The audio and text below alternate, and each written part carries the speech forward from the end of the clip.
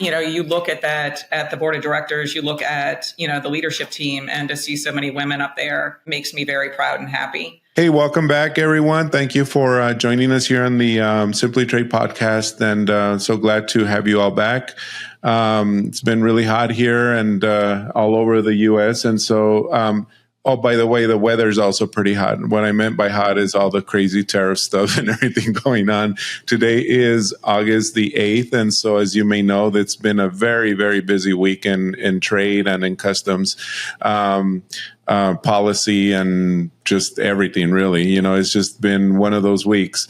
For a good recap, you can always listen to Annick's episode. She had earlier this week, she had Jen Diaz on there, which of course Jen is never a loss of words, and so she always has really good information. But also, we also had on the Friday show, we also had Cindy Allen, of course, and she breaks down quite a few things. So for more details on that, tune into that and listen in and see what you may get out of that. For this episode, as you all know, Andy and I like to have guests come in and, just talk about maybe how they're dealing with, or how their clients are dealing with, or both, are dealing with any of these trade changes and just policy and information and stuff like that.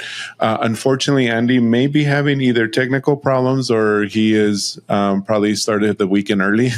so he may drop in or not. I don't know.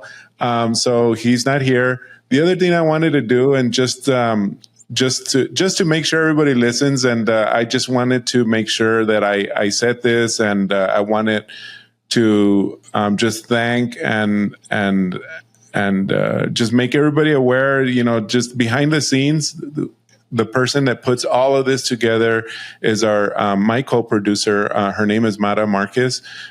Great kid, great producer.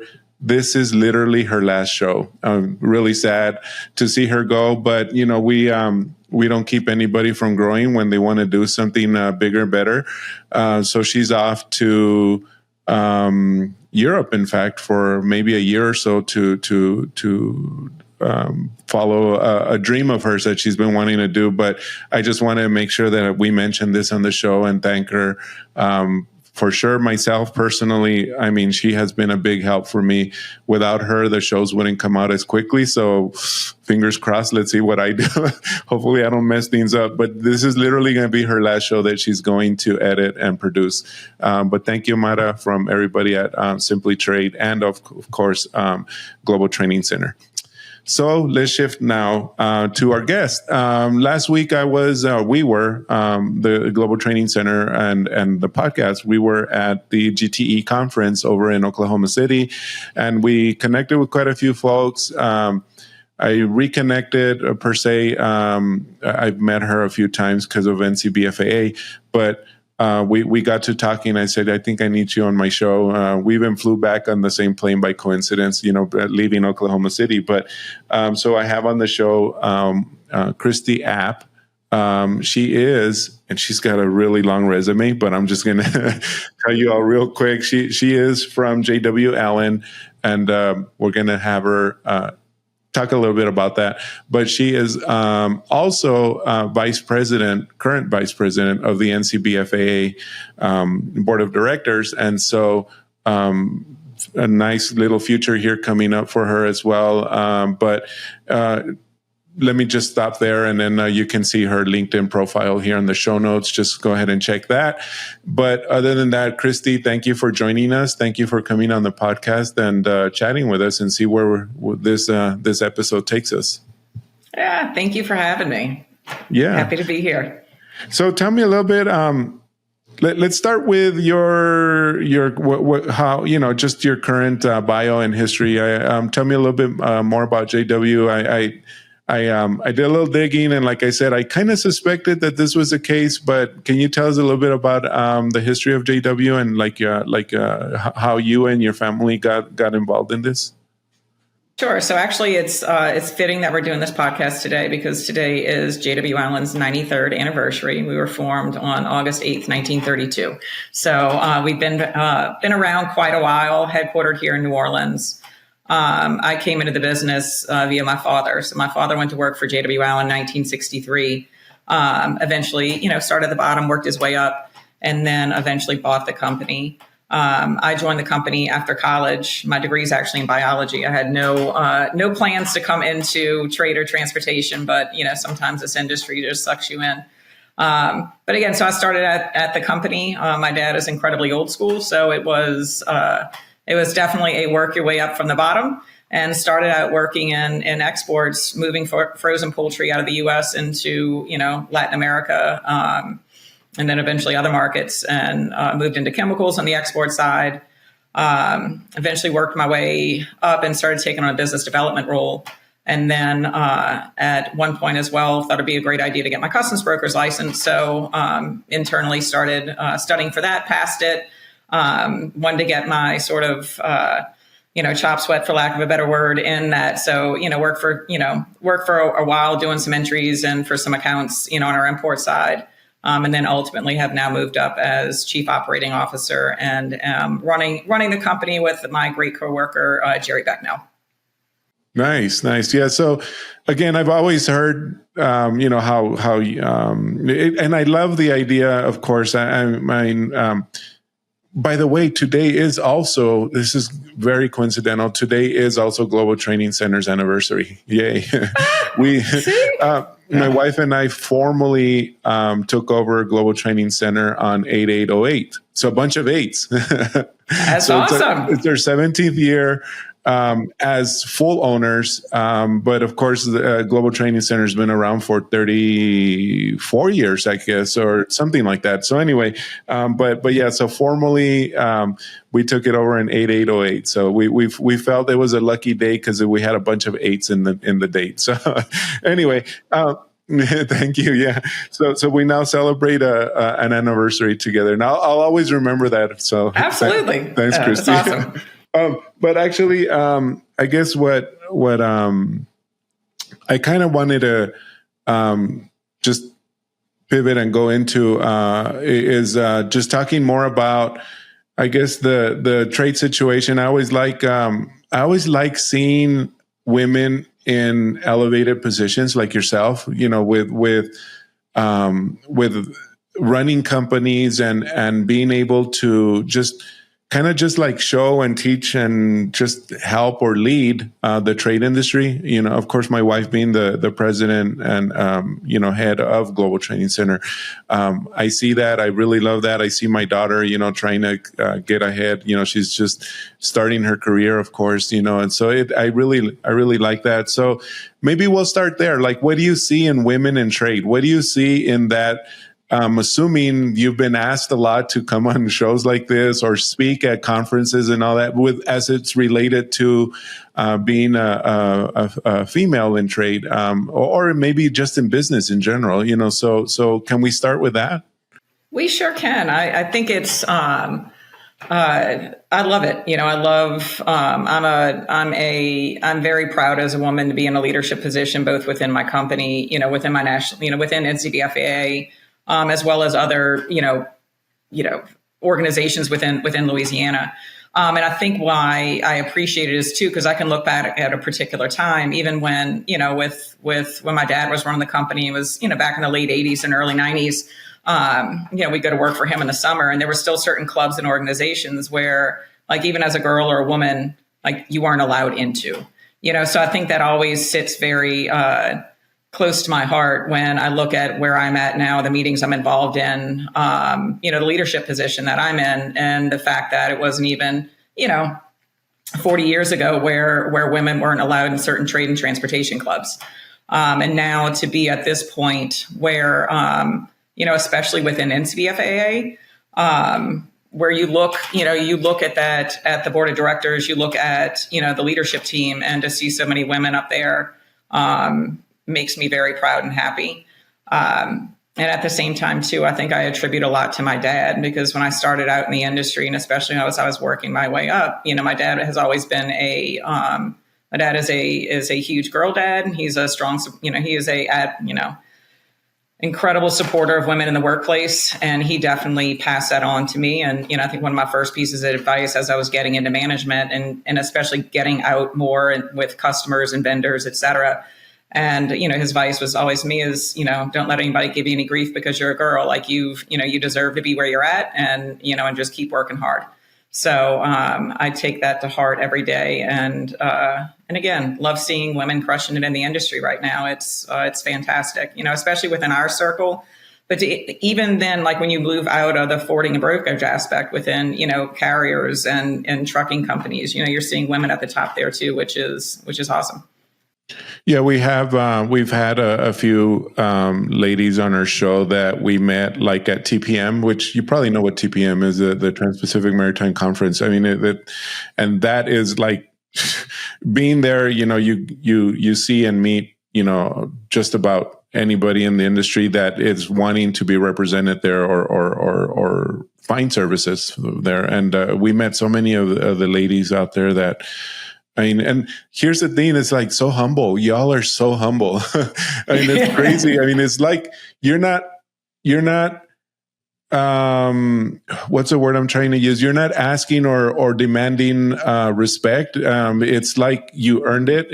Everybody already knows it, but it's not like you're like saying, I'm entitled to it. You know what I mean? And then I feel like that is amazing. I appreciate that a lot as well. It's so awesome to see in the industry. So, well, congratulations on all that. I really like that fact. So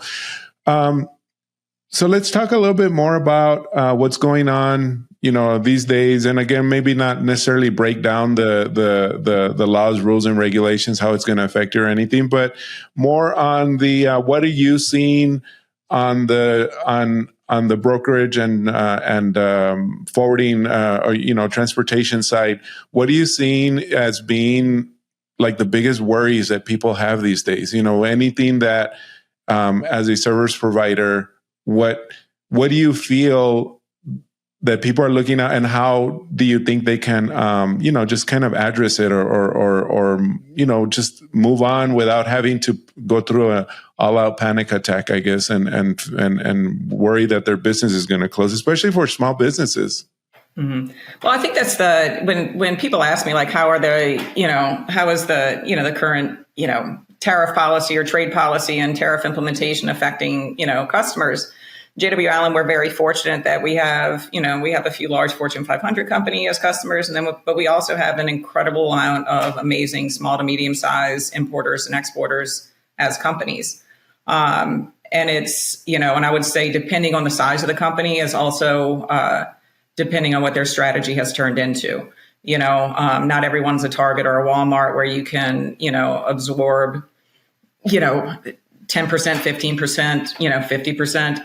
And then just sort of, take it on the chin against your earnings. I mean, these are, real-time business decisions that a lot of small to medium-sized importers and importers especially are having to make on a daily basis. I think from them, it's, we've seen some more, not necessarily strategic sourcing, but strategic shipping. Like when are goods coming in, what I mean? Looking at what some of the, trade, what frameworks or agreements are coming into effect. Customers are actively monitoring, the amount of time you have the window to get freight in before your additional duties are due. Same thing as well with, we have customers now that are actively aware of what a foreign trade zone is in a bonded warehouse. So, and which one to use when, or which one, and at the same time, it feels like a bit like Vegas, like, you're hedging your bets on whether your tariffs are going up or going down, depending on which one of those you're going into. But it's been, I would say like there's been anything actionable yet, because it seems like, even from my perspective, and that's, it's the same thing with our customers, is I think we're trying to figure out where all this is going to settle, which is where no one knows yet. I feel like right now we're sort of dancing through the minefield of getting to, something that's through that's going to be normal-ish. And and have some predictability and reliability and stability. But right now we're just sort of, again, like tiptoeing through this field and trying to get through it intact to wherever that settles at. And I think that's been one of the frustrating things, I think, as in our space, because, we're considered experts. We're considered, we're supposed to have all the answers. We're supposed to be giving advice and guidance. And so sometimes, when these agreements and things are EOs and, are coming out so rapid fire, one, we don't have full guidance yet. We don't have the time to fully, stop and understand. And so, you have customers calling, and normally it's, you pride yourself, or at least, a year ago, you prided yourself on the fact that if your customer called you up, you're going to have an answer either on the phone then, or, you're going to, talk to somebody in house, and within the business day, you're going to have something back from them. And now to kind of do that, like the shrugging shoulders emoji, to our customers is a bit frustrating. Because we just don't have answers. And sometimes, and we just don't, I think the only thing that's saving all of our sanity right now is, we're all sort of on that phone a friend network of, you call your fellow buddy broker, where you're like, what do you do in this situation? Like, well, I don't know what to do either. So it's like, there's a comfort in the chaos of, at least, others are just as confused and lost as we are. That oddly makes me feel better on some days, especially days like today. Yeah, today was, I guess, being August the 8th and everything, a lot of the major or most impactful announcements having come down yesterday, August 7th, was pretty crazy. And it's like you said, it's just that you just don't know. Normally, under normal circumstances, let's call that, right? And you being an NCBFAA, you know that very well. But under normal circumstances, there would be an announcement for a trade policy change. And, you wait the normal 30, 60 days, whatever it might be. And then it goes through and it gets, worked out and implemented. And, it's not off of a tweet or a social post. You know what I'm saying? So. Yeah. And I think at the same time, too, I feel bad as practitioners in the broker space. I feel, good God, our programmers, like those are, God bless them right now, because it's the amount of, I don't even know, having 2 days, 2 to 3 days to implement, go from EO to FRN to CSMS to, having your software up to speed to be able to actually transmit data as it's being advised. That they're doing a heck of a lot of work, and there's no sort of end in sight either for them either. I've been saying all along, almost ever since this all started, I kept on saying, I don't know how the ACE development team, over at Customs is finding a way to get 25, 26, 27 hours out of a day. Yeah, and it's true. And it's like mentioning Customs, I think when we have a great team here with CBP in New Orleans. Terry Edwards is our port director. She's amazing. But even our conversations when we have our local association meetings with CBP here, they're as our government partners, they're struggling with the same implementation that we are, because, it is, so I, again, I think it's, at this point, we're all sort of, rowing in the same boat, and we all just want to make sure nobody drops an oar over the side, at this point.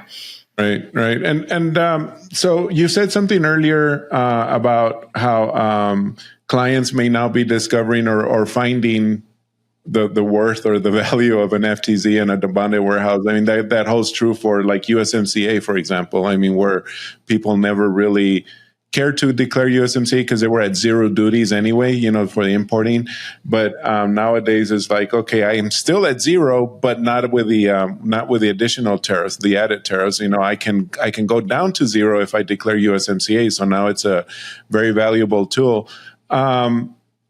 What have you seen, or where have you seen your clients go with that route? I mean, have they I'm not necessarily USMCA, but just in general, all the neat little, let's say, programs and tools that you could have used in your arsenal for trade, all of a sudden are now getting discovered. I mean, have you seen a lot of that lately? Well, it is similar to you all on that with going from, you had 0% MFN. So like, why did you have to declare USMCA? We were, I don't know if you guys do art. So like art, we do a lot of antiques, bring those in. And when you bring in antiques, they come in, MFN 0% for artworks and paintings.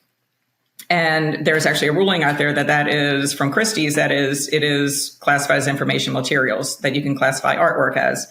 So that was one of the things that, we were never aware of before because we always just use this. And then all of a sudden you're staring down whatever that reciprocal is, or whatever that tariff level. So, so I think customers are now digging a little bit deeper into their tariff. I think at the same time, too, we're cautioning a lot of our customers who are getting advice from overseas suppliers as well, too, about, there's legal tariff engineering and there's illegal. So, we always, it's also being an educator at the same time that, this is customs business. This is, essentially, you are supplying revenue to the U.S. government with those duties. So make sure that, the ones you are picking are the legal and correct ones and not being influenced by foreign suppliers. I think larger importers are aware of it. It's your smaller ones where it's, I tell people all the time, a lot of U.S., especially small to medium sized businesses, don't identify themselves as importers or exporters. They identify themselves as, a Mardi Gras bead distribution wholesaler. You know what I mean? Like they don't say I'm an importer of X. No, they supply, Mardi Gras here in New Orleans. So when you look at those things, it's having to do then that re-education into them. Like, no, like you are an importer. Like this is, you are, again, there is, you can, legally look at your tariff, like, look at what you can do differently. Look at how you might be able to reclassify something or, change your manufacturing process to get you into another, HTS. But again, I always say, there's being creative and there's also being fraudulent. And we want to make sure that, any decisions that our customers are doing, they're doing it by being well informed as to the right and correct way to do it. Reasonable care, make sure they're adhering to those standards as to which customs expects them to. Exactly. Yeah, that makes a lot of sense. So let me shift now a little bit more into your work at NCBFAA, and not necessarily your work there. Well, we can talk about that as well. But in general, NCBFAA is considered or does a lot of lobbying for the industry, which is amazing because, I mean, they're a very strong voice there in DC with Megan and the group that she puts together and all the different committees that meet with Congress and Senate folks, and of course just any other entity that might be listening or wanting to listen in, and like all the partner government agencies, et cetera. So let me ask you a little bit about that. So recently, a lot of the questions and a lot of the confusion has been, like, for example, with transshipment, what is considered a substantial transformation, all this, what is the actual definition of that? I don't need you to tell me or go through the legal ramifications of that or how things may go about, but how would like the NCBFAA get involved in trying to just help or work that? Well, I think specifically when you look at, in transit or transshipment, I think the really thing that's interesting right now is these are a lot of, terms that are commercially accepted, have been used a certain way for a while, terms that have been built into, trade agreements that mean a certain thing. And now we're seeing them and we're kind of questioning what these words mean, what they mean now. And we don't really have any answers for that right now. I think, as we specifically, like when you talk about, transshipment, like when they talked about the Vietnam framework, We still don't have any input into what that means. I think we might know what it means, whether it's, are they going to start taking an analysis of the amount of foreign components maybe into things that are manufactured in these other countries. But again, we don't have any feedback yet. But as we see these frameworks roll out, or the, fact sheets, et cetera, it's, we sort of have a mental, but we have a list of, these questions that we would like to pose to, to customs when it comes out in the form of CSMS, when they do come out. But I would also say in that vein, since January 20th, I would say NCBFAA has, our leadership has been in DC, probably more in the last 7 months than any other 7 months prior. We're definitely doing outreach to organizations before where, like earlier you mentioned, when traditionally would come out, you'd have a, discussion with customs, you'd have this comment period, and now we don't have that. So we're, actively working to, we meet with USTR, we meet with Department of Commerce, we meet with, we've met with Treasury, Homeland Security. And then really just trying to make sure we're forming those relationships and still making sure we're, talking to our friends at CBP and making sure, we're having those lines of communication open. So it's just been different in that aspect that, we have new words, we have old words being used in new ways. And then making sure we're positioning ourselves as to, how to inform our members, so that we can properly inform our clients as well too. Right. I like how you all do although it's been more than Monday now. I mean, you all do normally, traditionally, it was literally only one a week, a Monday morning briefing, but it's been more like Monday morning, Monday afternoon, Tuesday afternoon, Thursday evening and midnight. We get all those alerts from NCBFAA, which are pretty cool, that come out and give us those notifications. But and working with the group, we've partnered with NCBFAA with certain different things, and we're really happy to do that, and have had the privilege of attending like several annual conferences now, and of course GTE conferences as well, and we get to see kind of a little bit in the background all the neat programs and things that go on in behind the scenes that we kind of see in the forefront. Like, for example, I thought I saw you, maybe I'm wrong, for the North American Customs Brokers group, the one that Kiko formed with the Mexican group and the folks over in Canada. That's a real interesting. Can you talk a little bit about that, or is it like a top secret society? No, it's not a top secret society. I must say, they, as vice president, they're nice enough to invite me to their group. So I feel like I'm with the cool kids. But no, we actually did so NACBA, so North American Customs Brokers Alliance. Kiko really put that in motion, I would say, at least over 10 years ago. Right. And then over the last, I would say, 2 to 3 years, I don't know if it was, as we were looking for, USMCA renewal, and really just the increased scrutiny that Customs, even prior to this administration, has been putting on the northern and southern border. Trade facilitation, trade security, all this sort of thing. So we partner with CIFA and CSCB in Canada, and then CARM in Mexico.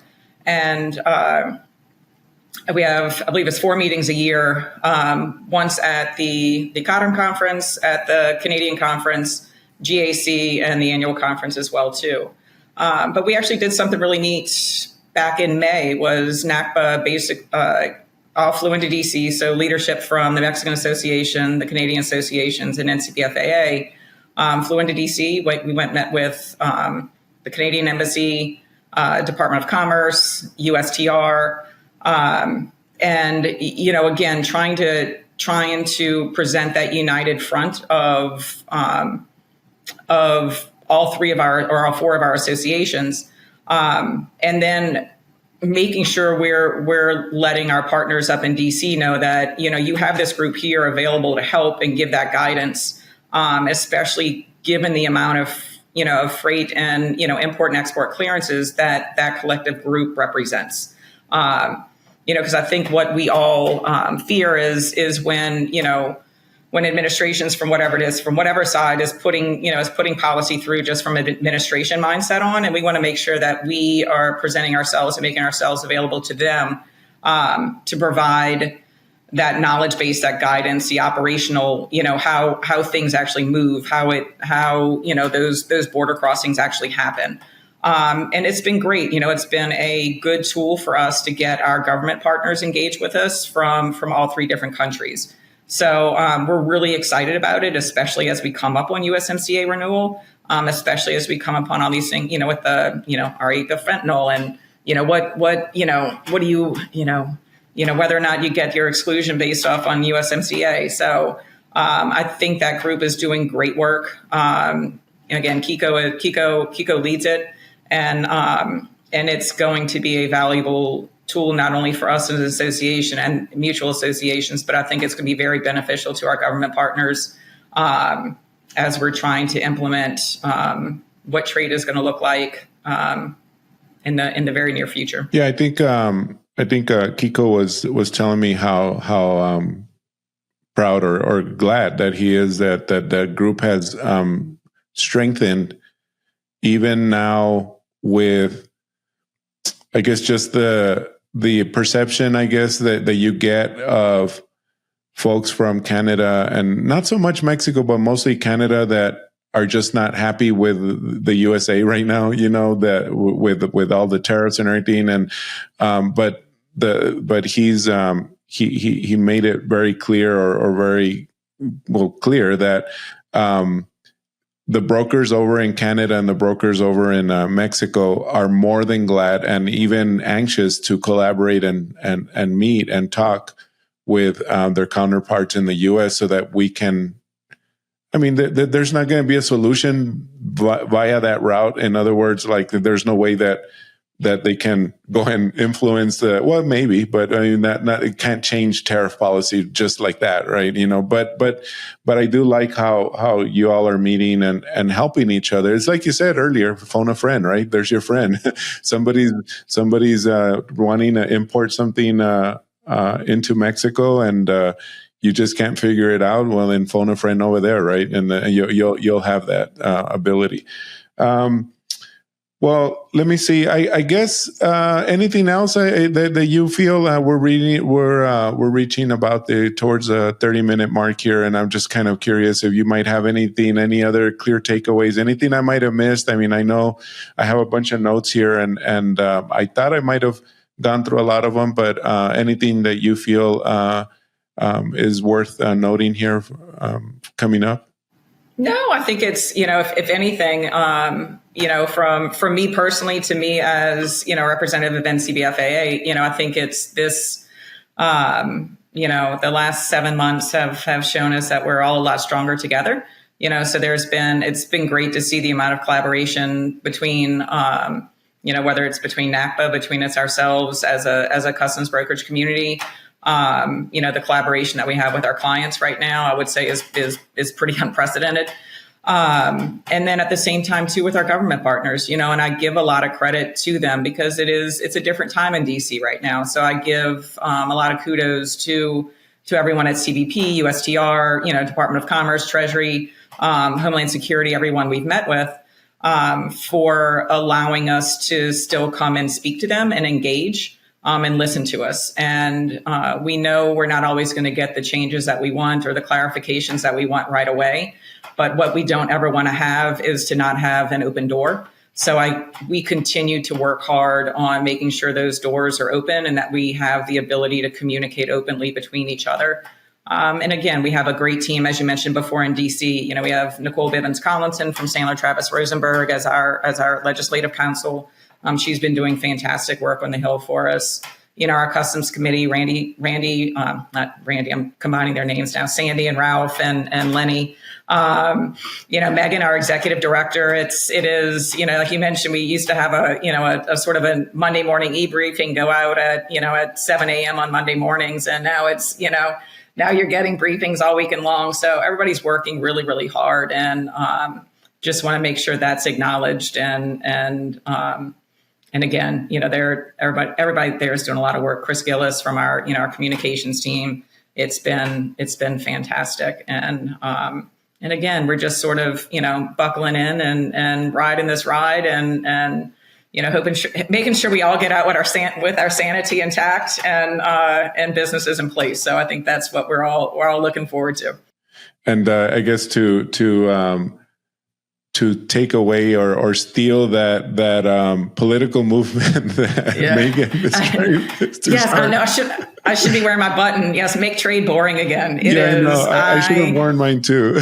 I know it is fantastic. I had it on I had a blazer on earlier, but I'm speaking next week at a conference. I'm wearing it proud. I'm giving it out. So I met with a staffer yesterday who was in town on break visiting Louisiana, and I gave him a button as well. I was like, just keep this close to heart. We just want this. We want to go back to being boring, where nobody knows who we were or what we did. And nobody talked about tariffs. So exactly. Yeah. We started our own. I didn't know that Megan was doing that, but we normally have a different, we like to have stickers, as you can see, for our stuff. And then we did one for the GTE conference. And I don't know if this will zoom in or focus in. No.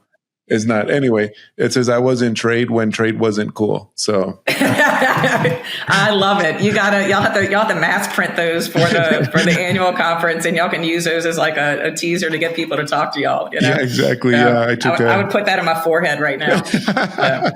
Yeah, we took that from the Barbara Mandrell song. But anyway, well, thank you, Christy. This was a really nice conversation. As y'all can see, Andy never made it in, but it's okay.